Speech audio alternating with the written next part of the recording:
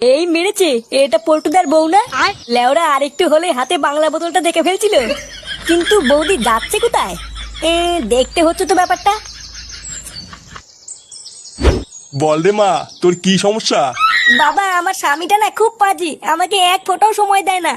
1 বছর হয়ে গেল আমাদের বিয়ে হয়েছে, এখনো পর্যন্ত আমাকে হানিমুনেও নিয়ে যায়নি। আমি চাই আমার বর যেন আমাকে একটু হানিমুনে নিয়ে যায়, আমি যেন মা হতে পারি। ও, এই ব্যাপার। হবে, সব হবে রে মা, তুই কোনো চিন্তা করিস না। তোর স্বামী তোকে হানিমুনে নিয়ে যাক বা না যাক, তোর মা হওয়ার স্বপ্নটা আমি পূরণ করে দেবো রে মা। সত্যি বাবা? আপনি সত্যি বলছেন?